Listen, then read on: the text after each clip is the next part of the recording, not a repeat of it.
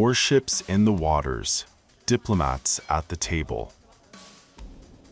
As U.S. aircraft carriers move closer to Iran, high-stakes nuclear talks are back on, and the next round could determine whether the region edges toward peace or confrontation. Iran says it is ready for a deal, but only when that delivers real economic benefits for both sides. Ahead of fresh talks with Washington and Geneva, Iranian officials signaled a more conciliatory tone, even as U.S. military pressure builds in the region. Indirect negotiations, mediated by Oman, are set to resume in Geneva. Envoys including Steve Witkoff and Jared Kushner are expected to engage Iranian officials in what could be a pivotal diplomatic moment. Iran's deputy foreign minister signaled flexibility, suggesting Tehran could dilute its most highly enriched uranium in exchange for sanctions relief. For the sake of an agreement's durability, it is essential that the U.S. also benefits in areas with high and quick economic returns.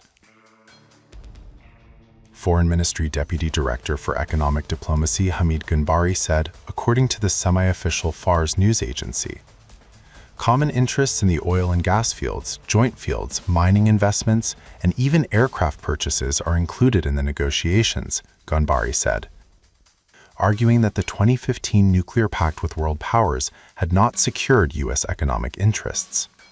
But one red line remains: zero enrichment. Tehran insists it will not abandon uranium enrichment entirely, rejecting a key U.S. demand. At the same time, Washington is tightening the economic screws. President Trump and Israeli Prime Minister Benjamin Netanyahu have reportedly agreed to work toward cutting Iran's oil exports to China, a trade that accounts for more than 80% of Tehran's oil revenue. The shadow of history looms large. Trump withdrew the U.S. in 2018 from the 2015 nuclear deal, reimposing sweeping sanctions on Iran. Now, both sides are attempting a narrower, high-risk diplomatic reset, this time without European powers at the table. Iran says the ball is in America's court. Washington says diplomacy is the preferred path, but military options remain ready. With aircraft carriers deployed and negotiations underway, the coming days could decide whether this nuclear standoff cools or ignites. The United States has dispatched a second carrier strike group to the Middle East, underscoring U.S. President Donald Trump's dual-track strategy, diplomacy backed by force. U.S. Secretary of State Marco Rubio, speaking in Bratislava, made it clear Washington prefers a negotiated settlement, but he warned that success is far from guaranteed. The United States has thousands and thousands of troops deployed to the NATO mission. And we've made very clear, I think it was made very clear at the summit just a few days ago at the meeting of the defense minister level, we're not leaving NATO, we're not leaving, I mean, we may move a couple thousand troops from one country to another, but this has always been the case, this has always happened. By the way, we are not threatened or feel it is hostile to see NATO grow in its own capabilities, not independent of the United States, in conjunction with the United States. We don't think it's a negative thing that other countries have more influence in NATO, other partner nations have more influence in NATO, or that other countries within NATO have more capability. We view that as a positive. I see it reported yesterday in some places, oh, the Europeans are very upset, they're going to be less dependent on America now.